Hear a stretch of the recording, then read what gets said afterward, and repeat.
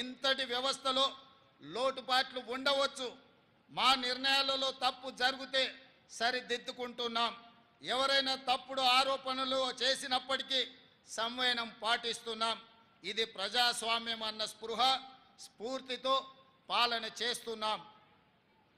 ఎన్నికల సందర్భంలోనే చెప్పాం, మేము అధికారంలో వస్తే రాష్ట్రంలో 7వ గ్యారెంటీగా ప్రజాస్వామ్యాన్ని పునరుద్ధరిస్తామన్నాం. ఈరోజు అక్షరాల అది చేసి చూపిస్తున్నాం. ఇచ్చిన మాట ప్రకారం ప్రజాపాలన సాగిస్తున్నాం.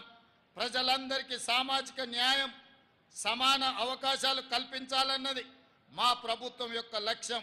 రాష్ట్ర ఆవిర్భావానికి దశాబ్ద కాలం పూర్తయిన సందర్భంగా ఇటీవలనే దశాబ్ది వేడుకలను ఘనంగా జరుపుకున్నాం.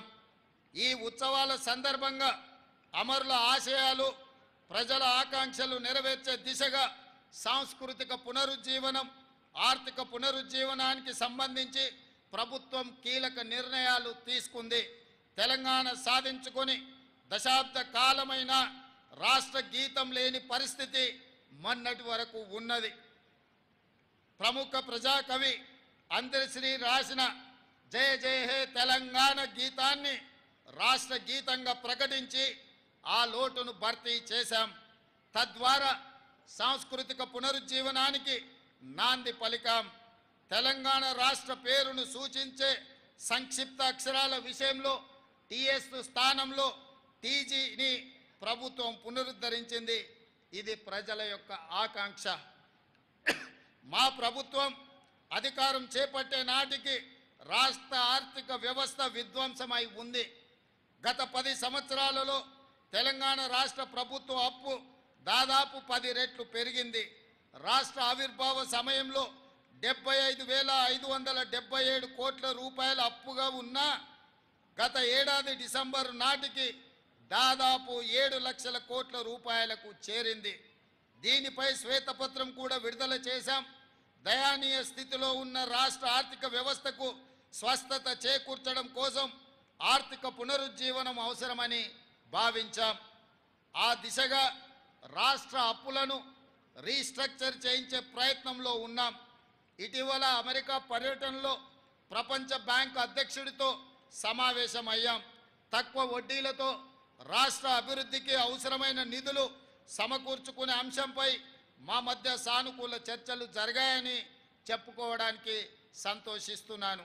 గతంలో మాదిరిగా అధిక వడ్డీలతో అప్పులు తెచ్చి రాష్ట్ర ప్రజల నెత్తిన మోయలేని భారం మోపే పనులను మేము చేయబోము. ఆర్థిక అవరోధాలు ఉన్న ప్రతి ఇంట సౌభాగ్యాన్ని నింపాలనే మహాసంకల్పంతో రూపొందించిన అభయ హస్తం హామీలన్నీ తూచా తప్పకుండా అమలు చేసే ప్రయత్నం చేస్తున్నాం. ప్రభుత్వంలో మేము కుదురుకోకముందే, ఆర్థిక పరిస్థితిని అంచనా వేసుకోకముందే హామీ ఇచ్చిన 6 గ్యారెంటీలలో 2 గ్యారెంటీల అమలును ప్రారంభించిన ఘనత ఈ ప్రజా ప్రభుత్వానిది. బాధ్యతలు స్వీకరించిన 48 గంటల్లోనే 2 గ్యారెంటీలను అమలు ప్రారంభించి చరిత్ర సృష్టించాం. ఆడబిడ్డలకు తొలి ప్రాధాన్యత ఇస్తూ ఆర్టీసీలో ఉచిత ప్రయాణ సౌకర్యాన్ని కల్పించాం. ఈ పథకం ద్వారా జూలై ఆఖరు నాటికి మహిళలకు 2,351 కోట్ల రూపాయలు ఆదా చేయగలిగామని సగర్వంగా చెప్పగలను. రాష్ట్రంలో వైద్యం అందక ఏ ఒక్క ప్రాణాలు పోకూడదన్నది మా ప్రభుత్వ ఆశయం. ఈ రాష్ట్రంలో నిరుపేదల సైతం కార్పొరేట్ ఆసుపత్రికి వెళ్ళి ఖరీదైన వైద్యాన్ని పొందాలన్న లక్ష్యంతో ప్రజా ప్రభుత్వం అధికారంలోకి రాగానే ఆరోగ్యశ్రీకి పూర్వ వైభవాన్ని తెచ్చే ప్రయత్నం మేము చేశాము. గతంలో కాంగ్రెస్ ప్రభుత్వమే ఈ పథకాన్ని ప్రవేశపెట్టింది. దీనిని మరింత పటిష్టంగా అమలు పరిచేందుకు ఆరోగ్యశ్రీ కింద ఉచితంగా అందించే వైద్య చికిత్సల పరిమితిని 5 లక్షల నుండి 10 లక్షల రూపాయలకు పెంచాం. కొత్తగా 163 చికిత్సలను ఈ పథకంలో చేర్చాం. మొత్తం 1835 చికిత్సలకు 10 లక్షల రూపాయల వరకు ఉచిత వైద్యం అందుతుంది. ఆరోగ్యశ్రీ ప్యాకేజీల ధరలను 20% పెంచాం. అవయవ మార్పిడి సహా ఆధునిక చికిత్సలను అందుబాటులోకి తీసుకువచ్చాం. రేషన్ కార్డుతో సంబంధం లేకుండా ఆరోగ్యశ్రీ పథకం అమలు చేయాలని మా ప్రభుత్వం నిర్ణయించింది. ప్రభుత్వ ఆసుపత్రులను ఆధునీకరించి విస్తృత వైద్య సేవలు అందించేందుకు ప్రభుత్వం కృత నిశ్చయంతో ఉంది. రాష్ట్రంలో ప్రతి ఒక్కరికి ప్రత్యేక గుర్తింపు సంఖ్య గల డిజిటల్ హెల్త్ ప్రొఫైల్ కార్డు జారీ చేసే విధానాన్ని త్వరలో ప్రారంభిస్తాం. పౌరుల ఆరోగ్య సంబంధిత సమాచారం ఒకే చోట అందుబాటులో ఉండి సులభంగా రోగ నిర్ధారణ సత్వర చికిత్సకు వీలు కల్పించేందుకు ఈ ఆలోచన చేస్తున్నాం. ఆడబిడ్డల కన్నీళ్లు తుడవాలన్న లక్ష్యంతో ప్రారంభించిందే మహాలక్ష్మి పథకంలోని మరో పథకం. 500 రూపాయలకే వంట గ్యాస్ ఇవ్వాలన్న ఆలోచన. 2014లో కాంగ్రెస్ పార్టీ అధికారం కోల్పోయే నాటికి గ్యాస్ సిలిండర్ ధర 410 రూపాయలు మాత్రమే. 10 ఏళ్లలో దానిని 1200 రూపాయలకు పెంచిన పాలన మీరు చూశారు. అందుకే తిరిగి సిలిండర్ ధరను 500 రూపాయలకే ఇవ్వాలన్న సంకల్పంతో ఈ కార్యక్రమాన్ని ఈ ఏడాది ఫిబ్రవరి 27న ప్రారంభించాం. 40 లక్షల మంది లబ్ధిదారులతో మొదలైన ఈ పథకం ప్రస్తుతం 43 లక్షల మందికి లబ్ధి చేకూర్చుతుంది. సబ్సిడీ కింద లబ్ధిదారులు ఉపయోగించిన 61,77,933 సిలిండర్లకు గాను 204 కోట్ల రూపాయలను ప్రజా ప్రభుత్వం చెల్లించింది. అదేవిధంగా అల్పాదాయ వర్గాల వారికి విద్యుత్ బిల్లుల భారం తగ్గించి వారి గృహాలలో చీకట్లను పారదోలి విద్యుత్ కాంతులను నింపేందుకు గృహజ్యోతి పథకం అమలు చేస్తున్నాం.